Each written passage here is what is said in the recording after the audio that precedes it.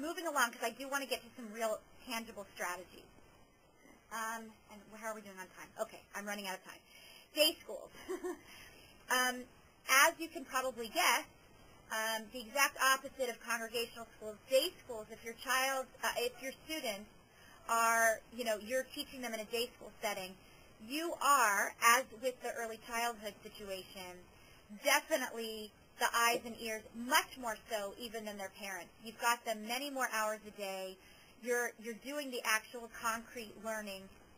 And if you're seeing things, again, there are early warning signs, and some kids may just have a bit of a delay, or things just might turn on in January where they weren't turning on in November.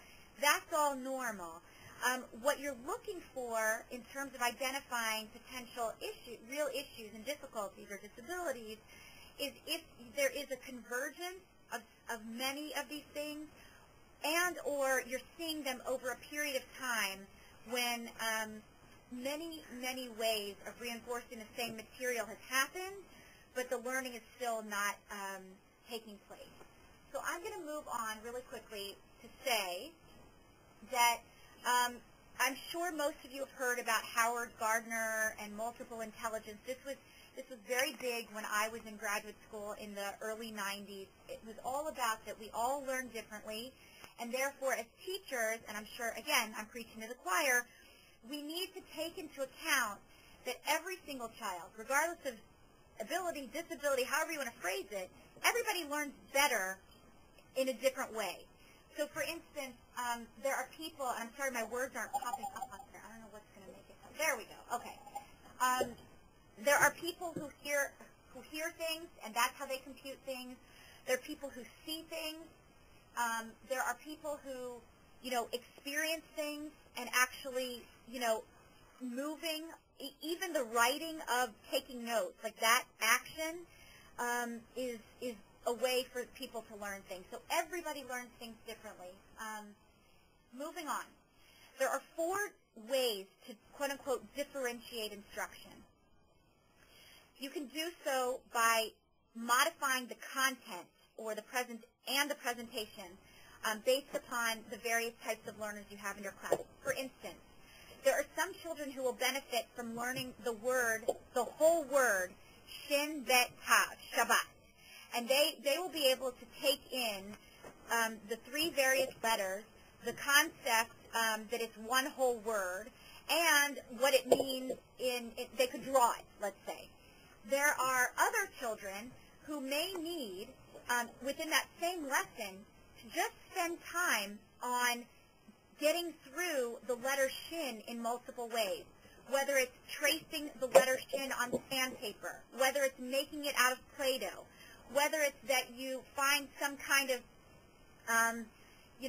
food, like I'm making this up, shish kebab, and you decide to cook it in class, but that it reinforces for the children that struggle, decoding or putting sounds together with letters, that you could have a class where all of those things are happening. And from early childhood, this is just a basic practice, the concept of centers or stations is one way to help, reinforce multiple modalities of learning the same exact thing, but just in different ways. You can modify or differentiate instruction by varying the types of activities and strategies, just like I explained. The tracing letters in the air, having them, make each other get quiet. I'm just using that as one example. In terms of the product, every type of learner or every type of activity should, when you plan it, what should be built into it is how am I going to check to see, and again, I may be preaching to the choir entirely, but how am I going to check to see if this really registered for Ben, for Susie? Because I've been, one was in this station and one was in that station, and how am I going to make sure that each child has internalized what I want them to internalize? So the assessment piece, assesses what they have retained. And in terms of the environment, I would think very seriously, and again, I'm talking to master teachers, so I apologize. I hope I'm not, being too rudimentary. But just taking into account, if you've got, multiple kids with shkokas, figuring out within your lesson plan ways to move the kids around the room or ways to get them, physically active, even if it's that they do, counting to 10 in Hebrew, doing jumping jacks or something. But I'm going to move on because I feel like I'm racing against the clock. Okay. I have outlined 3 sort of major disabilities that, or learning challenges to learning that I would say are very, very common. And the first is ADHD, which manifests itself in multiple ways. And do you see how it says AD and then in parentheses the H and then the D?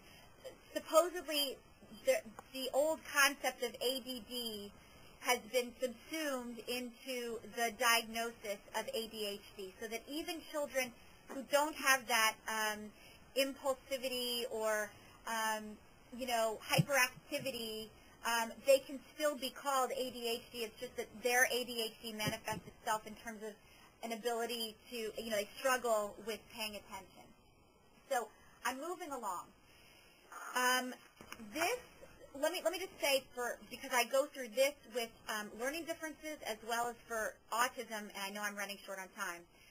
All of these strategies can be interchangeable to a certain extent, meaning that if there are children that benefit from seeing their personalized schedule on their desk, if you guys have the benefit of personal desks, let's say, that is not just for a child with ADHD. That would go perfectly fine for a child with cognitive abilities, who's on the autistic spectrum, who really needs the concrete reinforcement.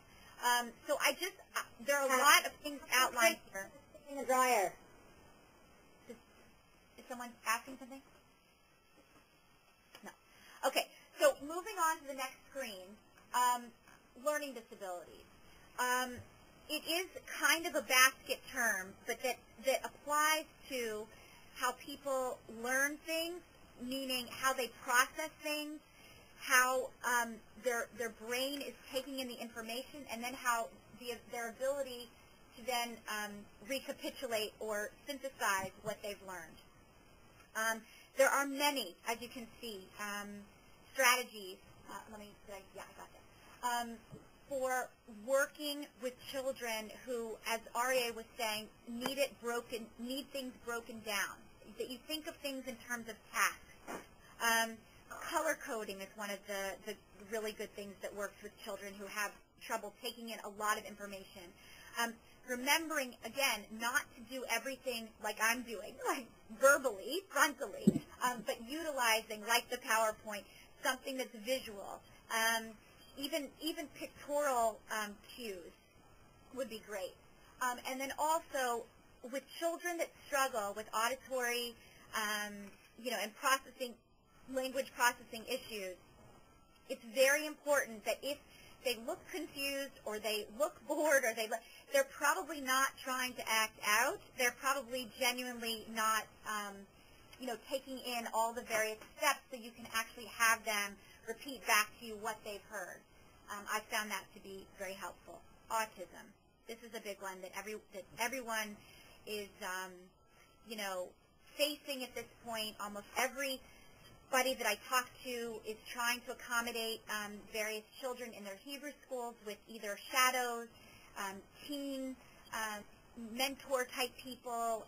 It's very, very important that anyone who's working with to accommodate any kind of child receive even just basic 101 of what exactly autism is, because every diagnosis of autism is in and of itself a very different ball game.